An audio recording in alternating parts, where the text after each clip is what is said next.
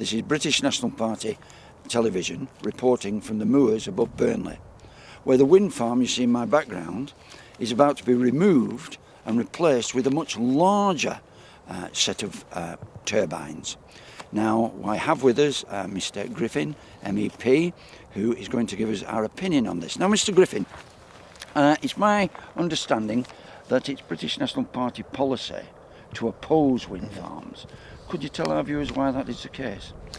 Yes, they're a very inefficient form of energy. When you add up the energy taken to dig out the huge pits for the concrete foundations, to build the things and erect them, and then the fact that when they say, oh, they'll produce so much energy, that's at maximum efficiency. The simple fact is that if there is no wind, or if there's too much wind, they simply don't work at all. So when you look at all the energy that goes into building the things, and all the energy that comes out of them, actually there's not very much difference. There wouldn't be a single wind farm in Britain if it wasn't for the fact that ordinary electricity bill payers are paying huge subsidies for them. There's no economic case for these things at all. They devastate the landscape, they kill birds, and they're opposed by virtually every local community. This one, for instance, what the locals say here is that, they opposed it. In the end, the company which wanted to push it through said, look, to the council, you can't afford to keep on running these appeals. So the council simply gave way, let them have their way. If that's the case, if there are no economic benefits and no social benefits, why are so many wind farms being built? Indeed. This is fundamentally down to the European Union and to the British government, in particular the Climate Change Act of 2008. Committed Britain, the EU has a policy of reducing carbon emissions across the whole of the EU by 20% by 2050. The British government went one further than that, and they aim to decarbonise Britain's economy. Carbon is nature's great fertiliser. Every bit of grass around here, every tree down the valley and so on, we're all made of carbon. But the British government came up with a target in 2008 that Britain will reduce its carbon emissions by 80% by 2050. That cannot be done without de-industrialising Britain, without taxing us to death for things like the cars we use, but also by meeting targets for alternative energy. And the EU has set Britain with targets for alternative energy. They're going to be closing down our nuclear power stations, closing down our coal stations, and increasingly Britain is either going to face huge fines, or it has to be producing larger and larger amounts of its energy through so-called renewables, such as wind. So there's no economic case, but Britain will be hit with enormous fines if we don't have wind farms. So therefore we could have new and efficient and clean coal-fired stations, but we're simply not allowed to. We've got to have these things instead. If wind farms are not economically viable or socially acceptable, you will be aware that in Lancashire here we have one of the first fracking installations in the country. Is fracking therefore an alternative to wind farm energy? Well, the fracking produces gas. Gas can be used to drive electricity turbines, to make electricity. So theoretically, yes, but it's not a good alternative. Fracking is even more environmentally destructive, far more environmentally destructive than wind farms. Wind farms are a blot on the landscape and they kill birds, and they don't produce that much energy. But they're there for 25 years. Fracking is a loot, pollute and scoot operation whereby mainly foreign companies, big multinationals, are going to come in, they're going to devastate the landscape, and a few years later, having got the gas out, they'll move on. And the really frightening thing about fracking is the long-term damage that's done. First of all, in terms of air pollution and its effect on local people and livestock, so much evidence coming out of the United States. This is really a seriously harmful technology in health terms. And then long-term, fracking, clearly there's plenty of evidence that the fracking chemicals pollute the water supply, and nobody knows how long for. So they're taking the risk of polluting the water supplies that we use for our drinking, that farmers use for animals and so on, forever and ever. They simply don't know how serious the problem is going to be for something which is only for a few years and then it's gone.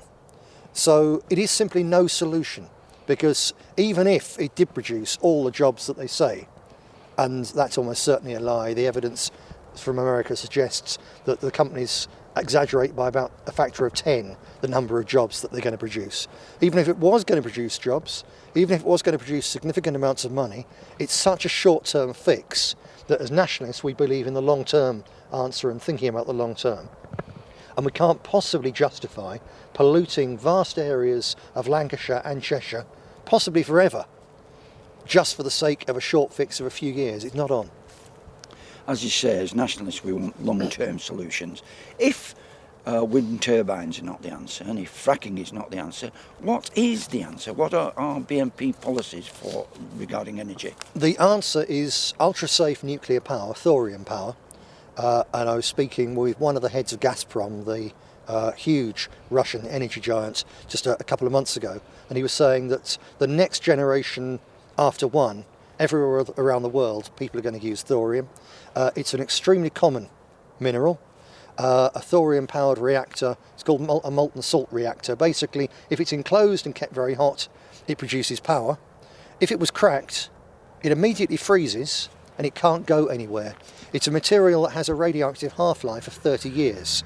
So if you've got a radioactive waste problem, you lock it away, and in a couple of hundred years, it's about as dangerous and radioactive as your television is.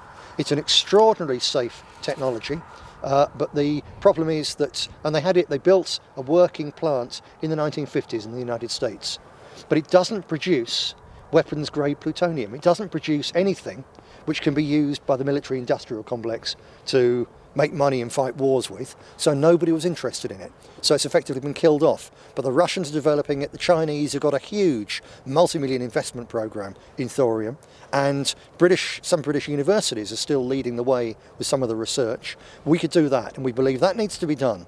In the northern end of my constituency, up in Cumbria, the people at Sellafield, the ones who live next to the existing nuclear plant, they are desperate for another nuclear plant to be built on their doorstep because they know that it brings jobs, they've already got it there and they want it. And our solution is this new ultra-safe generation of semi-nuclear plants, thorium plants, and then to electrify what we can of our transport network, particularly the railways, and then to move in the end to a position where instead of using oil is a fantastic resource for things like making plastics.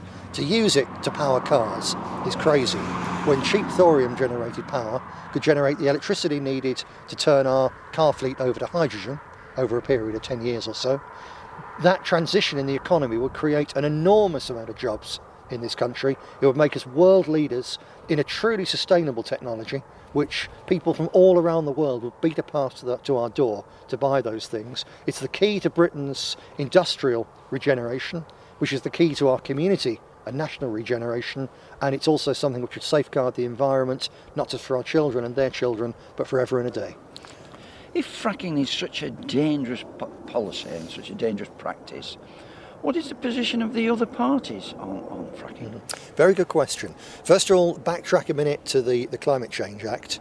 And this disaster, it's now costing British taxpayers £18 billion a year, their Climate Change Act. And that was passed, it's a Labour government act at the time, but the Lib Dems and everyone but 2 Tory MPs voted for it.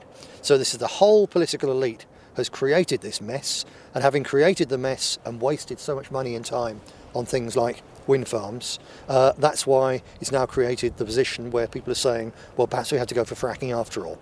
On fracking, it's a little bit different.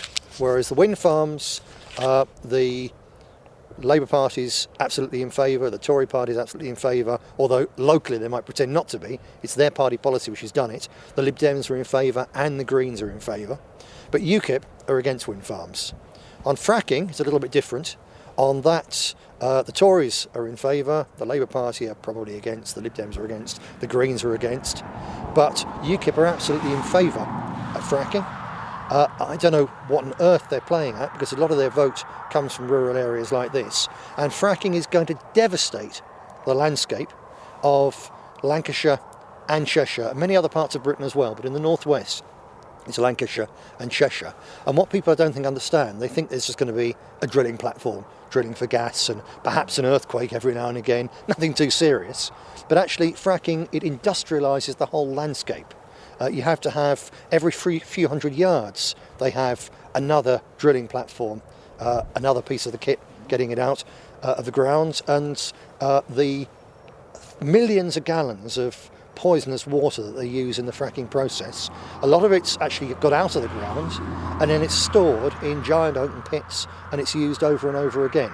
So you have to visualise a landscape, some of the beautiful landscapes of Lancashire and Cheshire, some of the loveliest in the whole of Britain in fact, are going to be devastated by this industrial landscape of disgusting poison slurry pits and drilling rigs everywhere, and in the construction of them in particular, as with the wind farms, vast numbers of lorries, thousands of lorries thundering through narrow country lanes. For instance, to rebuild these were the larger ones we were talking about. They've already said that there's a lot of walls, trees, even houses are going to be flattened so they can get the large enough lorries up here. It's devastation for the communities living on the doorstep while they're being built, and certainly with fracking, it's devastation after they've been built.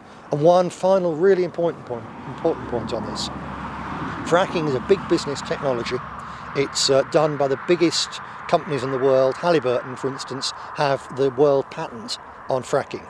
In the United States, they very proudly say here when they're arguing for fracking, the people who favour it, such as UKIP, they say, oh, it's mainly done by SMEs, small and medium-sized enterprises. Only for this reason. And it's true that a lot of the fracking in the United States is apparently done by small and medium-sized enterprises with $10,000 worth of capital in the limited company. It's so that when they've come in and fracked an area to hell, when they've had the profit out, when they're then made to clean it up, and if there's court cases against them for the damage that's been done, the company's only worth $10,000. They shut it, and the big companies are hiding behind these. And that should be all that everyone really needs to know that this technology is bad and shouldn't be unleashed in Britain, because the companies who are doing it, the big oil giants, they're hiding behind small companies so they don't have to pay the legal bills. Tells you all you need to know. Well, thank you very much, Mr. Griffin.